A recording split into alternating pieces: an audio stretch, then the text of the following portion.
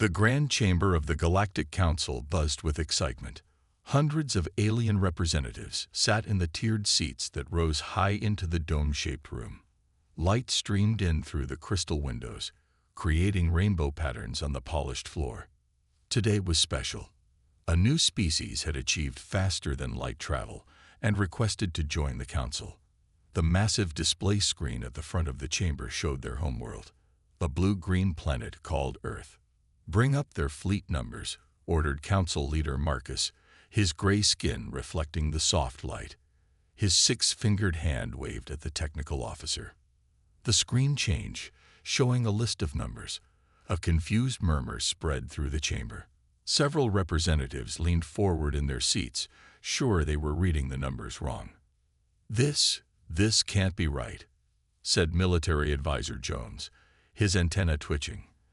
"They only have 50 ships. Total." Laughter erupted in the chamber. Even the usually serious rock people representatives shook with amusement, their crystal bodies creating tinkling sounds. "Most young species build at least 1,000 ships before even contacting us," said Defense Minister White, wiping tears from his 3 eyes. "The smallest fleet we've seen until now was 300 ships, and that was from a civilization that lived entirely underground." More data appeared on the screen. The size of human ships was tiny compared to Council standards. While most species built massive ships that could house entire cities, human vessels were barely the size of standard transport ships.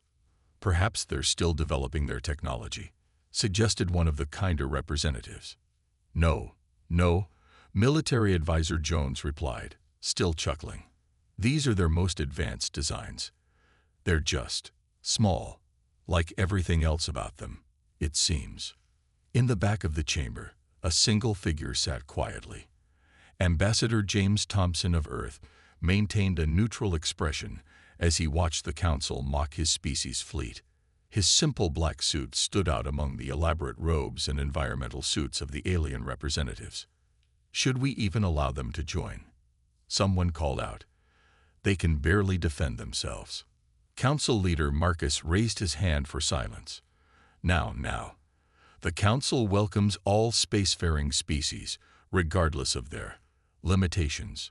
Ambassador Thompson, would you like to say anything about your fleet?" All eyes turned to the human. Thompson stood slowly, straightened his tie, and walked to the speaker's platform. The sound of his footsteps echoed in the suddenly quiet chamber. "Thank you for your consideration," he said calmly. "We look forward to learning from the Council's vast experience." He paused, a slight smile crossing his face. "Though I would suggest not judging anything by its size alone. Humans have a saying, 'Good things often come in small packages.'" More laughter followed his words, though slightly less certain than before. Something in the ambassador's calm confidence made a few representatives shift uncomfortably in their seats. Thompson returned to his seat and pulled out his communication device. While the council moved on to discuss how to protect the seemingly weak human worlds, he sent a brief message to Earth Command. "Phase 1 complete. They've completely underestimated us, exactly as planned." The reply came quickly. "Excellent. Keep them thinking that way. The Dominion's been eyeing our outer colonies, just as intelligence predicted. Let them come. Time to show the galaxy why quality beats quantity." Thompson put away his device and continued to watch the Council's proceedings with a slight smile. Let them laugh. Let them mock the tiny human fleet. They'd learn soon enough why humans had focused on quality over quantity, on innovation over tradition. In the coming weeks, the galaxy would learn an important lesson about humanity. Never judge a species by the size of their fleet. Sometimes, the smallest packages contain the biggest surprises. The council's laughter echoed through the chamber once more.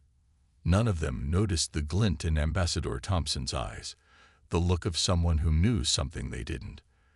The stage was set, and humanity's grand entrance into galactic society was about to begin in a way none of these aliens could imagine. 1 week after the council meeting, the military committee gathered to review Earth's fleet specifications in detail. The meeting room was smaller than the main chamber, but still impressive, with holographic displays covering the walls.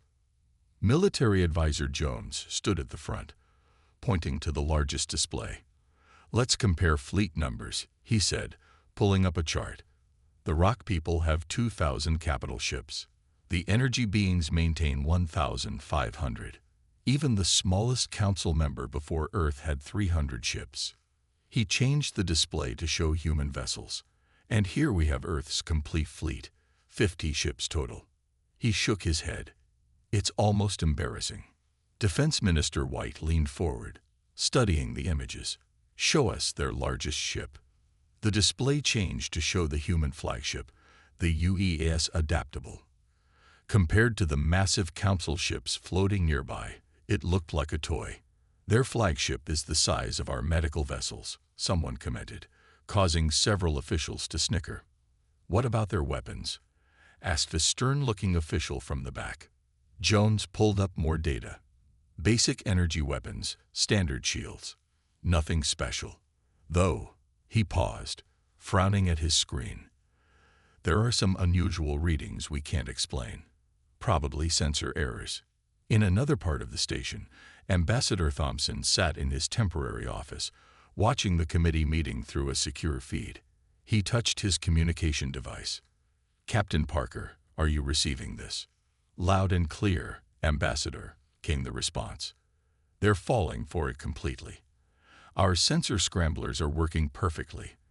They're seeing exactly what we want them to see." Thompson smiled. "Good. How are the ships doing?" "The fleet is maintaining position behind Jupiter. The new systems are working better than expected. Engineering says the transformation modules are at 100% efficiency." "Excellent. The Dominion's ambassador has been watching me like a hawk. I expect they'll make their move soon." As if on cue, Thompson's door chimed. A tall, muscular alien entered, the Dominion's representative. His metallic armor gleamed under the office lights. "Ambassador Thompson," the alien said smoothly. "I hope I'm not interrupting." "Not at all, Ambassador Stone. Please, sit." Stone's 4 eyes studied Thompson carefully. "I'll be direct. The Dominion has interests in the sector near your outer colonies. Given Earth's limited defensive capabilities, we believe it would be best if those systems came under our protection." Thompson kept his face neutral, but inside he was smiling. Everything was going according to plan. "That's quite a generous offer," he said carefully. "However, those colonies are Earth territory." Stone's expression hardened. "Let me be clearer. We've seen your fleet. You have no way to defend those systems. The Dominion will be moving into. Secure them. This isn't a request." "I see." Thompson stood slowly. "And when should we expect this securing to begin?" "Our fleet moves out tomorrow. I suggest you warn your colonies to prepare for a smooth transition of power. It will be easier for everyone." After Stone left, Thompson sent another message to Earth Command. The Dominion took the bait. "They're moving tomorrow." The response was immediate. "Perfect. All ships are in position. Time to show them what 50 human ships can really do." In the military committee meeting, the officials were still laughing about Earth's tiny fleet. They had no idea that each human ship was a technological marvel, capable of things their sensors couldn't even detect. They didn't know that humans had spent decades perfecting quality over quantity, focusing on versatility instead of size. They didn't know that 50 human ships, working together, could become something else entirely. And tomorrow, when the Dominion's fleet moved to take the colonies, they would all learn why humans had chosen to build only 50 ships. Sometimes, the greatest strength came not from size or numbers, but from innovation and adaptability. The game was set. The pieces were in place, and humanity was about to show the galaxy why it was a serious mistake to judge their fleet by its size alone. The Dominion's war fleet appeared at the edge of human space exactly as they had promised. 1,000 massive warships dropped out of faster-than-light travel, their metal hulls gleaming in the light of distant stars. Each ship was the size of a small city, bristling with weapons. In the Council's emergency meeting chamber, live feeds showed the Dominion fleet approaching Earth's outer colonies. Most representatives watched with grim faces, not because they were worried about Earth. They had already written off the human colonies as lost. They were concerned about what this would mean for the balance of power in the galaxy. "We should stop this," said one of the kinder representatives. "The humans don't stand a chance." Council leader Marcus shook his head. "We cannot interfere in territorial disputes. Besides, their colonies will probably be better protected under Dominion control." Ambassador Thompson sat quietly in his usual spot, watching both the fleet movements and the Council's reaction. He activated his communication device. "Admiral Reed, are you seeing this?" "Clear as day, Ambassador," came the calm reply. "The Dominion brought exactly the number of ships our intelligence predicted, 1,000 of their best warships. Against our 50, Thompson said, allowing a hint of amusement to enter his voice. "Seems hardly fair," Reed chuckled. "For them." On the main display, the Dominion fleet split into 3 groups. The largest group, 600 ships, headed straight for the main colony. The other 400 split between 2 other colonial systems. Ambassador Stone walked to the center of the Council chamber, his armor clanking with each step. "The Dominion extends one final offer to Earth," he announced. "Surrender your colonies now, and we will ensure a peaceful transition." All eyes turned to Thompson. He stood slowly, straightened his jacket, and walked to the speaking platform. "The United Earth government has considered your offer," he said calmly. "Our response is simple. Come and take them." Laughter erupted from the Dominion representatives. Stone's 4 eyes narrowed. "You would sacrifice your colonial citizens in a pointless show of defiance. You have 50 ships. We have 1,000. Thompson smiled. "Numbers can be deceiving, Ambassador. Perhaps you should wait to see our ships before you celebrate." At that moment, alerts flashed across the chamber's displays. The human fleet had been detected, moving out from behind Jupiter. 50 small ships, arranged in a precise formation, headed toward the Dominion fleet. "This is suicide," Military Advisor Jones muttered, shaking his head. Thompson touched his communication device one last time. "Admiral Reed, the diplomatic part is over. You have permission to show them what human ships can do." "With pleasure, Ambassador. All ships, execute formation pattern Alpha. Let's show the galaxy why we only needed 50 ships." On the massive screens, the human fleet began to move in ways that made several Council representatives lean forward in confusion. The ships were flying in strange patterns, moving closer and closer together. "What are they doing?" Stone demanded. "This makes no tactical sense." Thompson's smile grew wider. "Oh, but it does. You see, Ambassador, when humans design something, we believe in quality over quantity. We believe in efficiency, in adaptability." He paused, watching the screens intently. "And most importantly, we believe in innovation." The human ships were now so close they almost seemed to be touching. Energy readings from the fleet suddenly spiked, causing warning alarms to sound throughout the chamber. "Impossible," shouted one of the technical officers. "The energy readings, they're off the charts." Thompson stood calmly as chaos erupted in the chamber. "Ladies and gentlemen of the Council, Dominion representatives, you're about to see why we only built 50 ships. Admiral Reed, you may proceed with the transformation." On the screens, light blazed from the human fleet as something began to happen, something that would change the galaxy's understanding of warfare forever. The tiny fleet was about to become something else entirely. The Council chamber fell silent as they watched the human fleet transform. The 50 ships glowed with bright blue energy as they began to change shape. Metal plates shifted and rotated. Entire sections of ships detached and reattached in new configurations. What had been 50 separate vessels was becoming something else entirely. "By the stars," whispered Council leader Marcus, his gray skin turning pale. Where 50 small ships had been, there now floated 5 larger vessels. Each new ship was formed from 10 of the original craft, combined into sleek, powerful warships that matched the Dominion vessels in size. Ambassador Stone jumped to his feet. Impossible. This breaks every law of ship design. No, Thompson replied calmly. It breaks every law of your ship design. Humans simply thought differently about the problem. On the main screen, the Dominion fleet had stopped advancing. Their commanders were clearly unsure how to react to what they were seeing. Admiral Reed's voice came through the chamber speakers. This is Admiral William Reed of the United Earth Fleet. As you can see, we're full of surprises.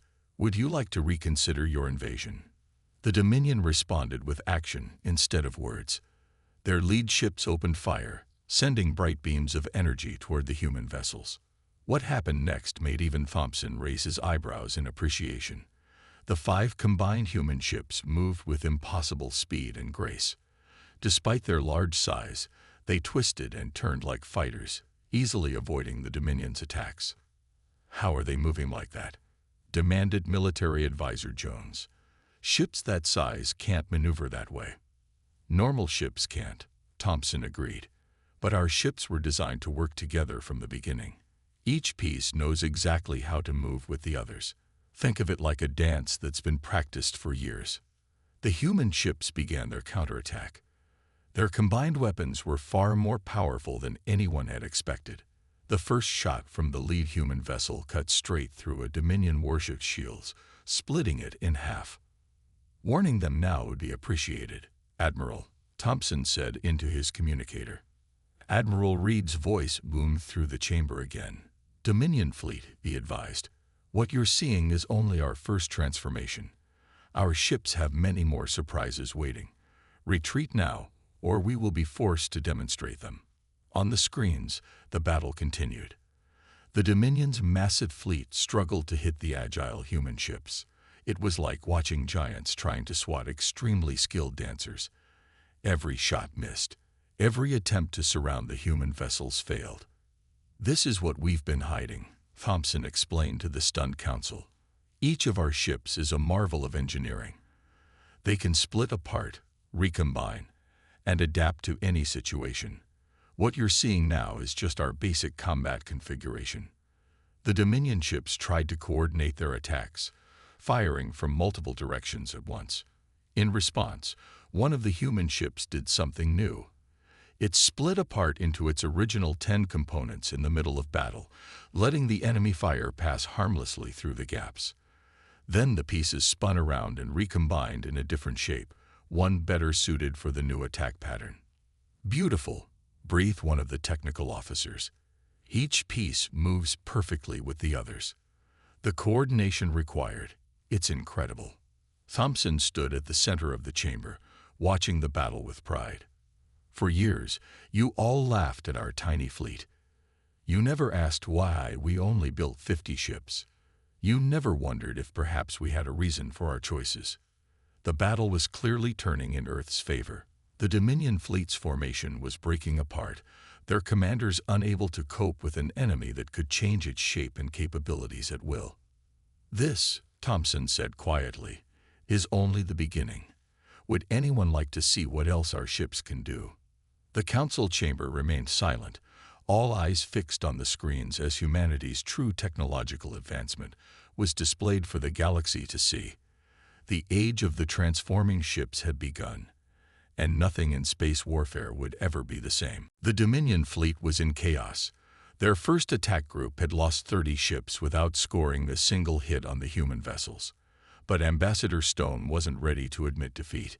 "Bring in the reserve fleet," he shouted into his communicator. "All ships, attack pattern Omega." Thompson watched calmly as 400 more Dominion ships appeared from faster-than-light travel. "Admiral Reed," he said into his device, "it seems they need a better demonstration. Show them configuration beta." "Gladly, Ambassador," Reed replied. "All ships, prepare for full combat transformation." On the massive screens, the 5 combined human ships moved into a new formation. Energy blazed between them as they began to change again. This time, instead of breaking apart, They started joining together. Impossible, gasped Military Advisor Jones. The power requirements alone would. His words died as the transformation completed. The 5 ships had merged into 2 massive vessels, each one larger than anything the Council had ever seen. Their sleek design made the Dominion ships look old and clumsy in comparison.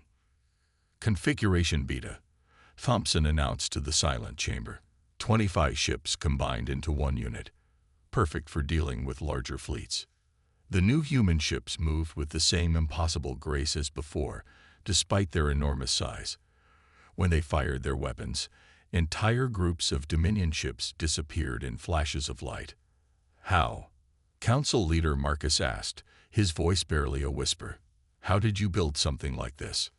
Thompson walked to the main display. Simple. Really. We asked different questions. While everyone else asked, how do we build more ships? We asked, how do we build better ships? While you focused on size, we focused on adaptability. On the screen, one of the massive human ships split apart into its 25 components, each piece dancing through space to avoid enemy fire before recombining into 5 separate vessels again. Each ship is a piece of a larger puzzle, Thompson explained. They can work alone, in small groups, or as part of a larger whole. Every piece knows exactly where it needs to be at all times. Our computers coordinate their movements down to the millimeter. Stone slammed his fist on his console. This changes nothing. We still have you outnumbered. Numbers, Thompson said with a smile, aren't everything. Admiral Reed, please show them configuration Charlie. This time, all 50 ships moved together. The energy between them was so bright that the council chamber screens had to dim to protect the viewer's eyes. When the light faded, everyone gasped. Where 50 small ships had been, now floated a single massive vessel. It was beautiful, sleek, and more advanced than anything the galaxy had ever seen. All 50 ships, Thompson said proudly, working as one. We call this the Unity configuration. Would you like to see what it can do? The combined human ship moved forward, its weapons powered up, generating so much energy that nearby Dominion ships' shields failed just from the overflow. Last chance, Admiral Reed's voice boomed across space. Retreat now, or face the consequences. The Dominion ships began firing everything they had. Energy beams and missiles flew toward the human vessel. But with a flash of light, the giant ship split into 50 smaller ones, letting all the attacks pass harmlessly through the gaps. Then, faster than seemed possible, they recombined into 2 groups of 25. Then 5 groups of 10. Then back to 50 individual ships, each transformation perfect for countering the next attack. This, Thompson told the stunned council, is why we only built 50 ships. Each one is a masterpiece of engineering. Each one can be part of something greater. Together, they can become anything we need them to be. The council chamber was completely silent now, watching in awe as humanity's true achievement danced through space. They had thought Earth weak because of their small fleet. Now they understood. They weren't seeing 50 small ships.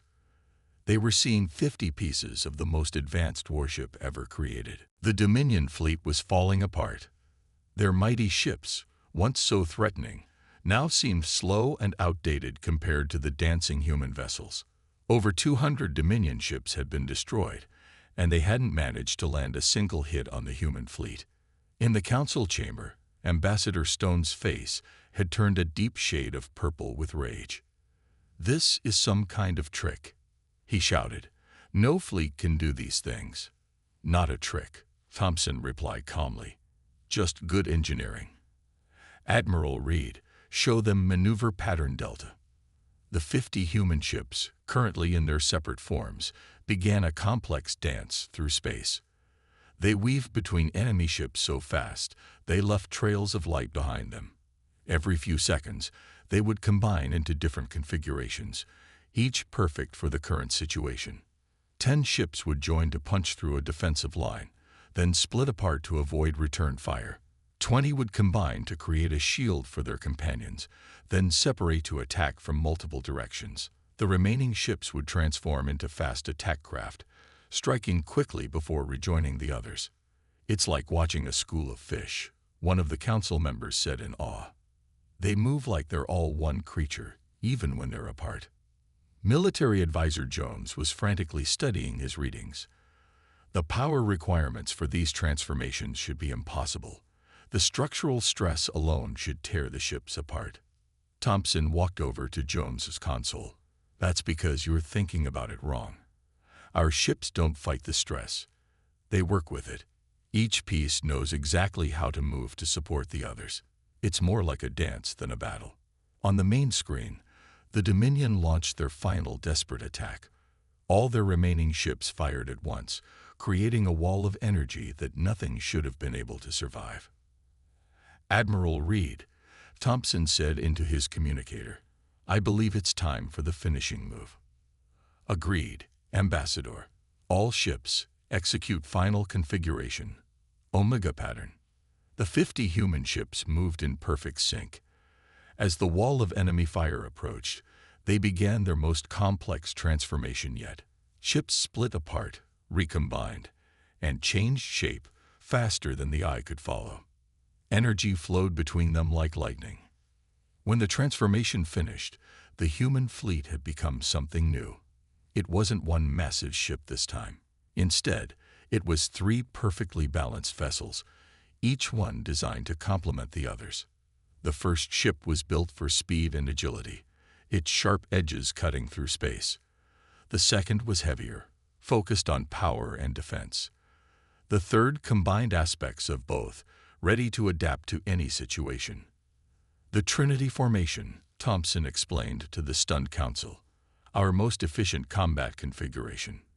The 3 human ships moved as one. They flowed around the wall of enemy fire like water around rocks. Then they struck back. The fast ship darted through the Dominion fleet, drawing their fire. The heavy ship followed, its weapons blazing paths through enemy formations. The balanced ship moved between them, protecting its companions and striking at any weakness. Within minutes, it was over. The mighty Dominion fleet, which had started with nearly 1,500 ships, was reduced to less than 100 scared and retreating vessels. "Do you understand now?" Thompson asked the silent council chamber. "We didn't build 50 ships because that was all we could make. We built 50 ships because that was all we needed." Stone slumped in his chair, defeated. What are you?" "We're humans," Thompson replied simply. "We solve problems differently than most. When everyone else was building bigger fleets, we ask ourselves, what if our ships could work together in new ways? This is the result." The remaining Dominion ships were jumping away to faster-than-light travel, fleeing the battle.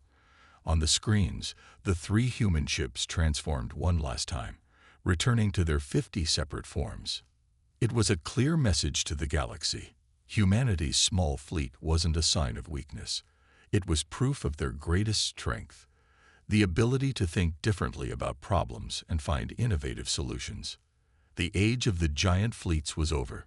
The age of transformation had begun. 1 week after the battle, the Galactic Council gathered for a special session. The chamber was packed.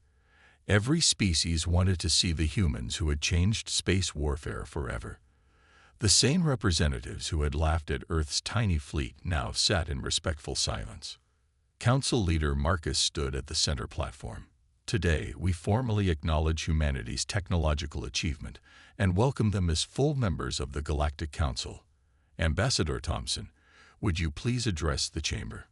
Thompson walked to the platform, his steps echoing in the quiet room. "Thank you, Council leader. But instead of a speech, I'd like to show you something. Admiral Reed, you may begin the demonstration." The massive screens lit up, showing Earth's 50 ships floating in formation near the space station. What followed was a carefully choreographed display of everything the fleet could do. The ships moved like dancers, flowing from one formation to another. They combined into massive battleships, then split into swift attack craft. They formed defensive walls, then transformed into agile strike groups. Each movement was perfect, each transformation smooth as silk. "Beautiful," whispered one of the Rock People representatives who had laughed the loudest at Earth's fleet a week ago.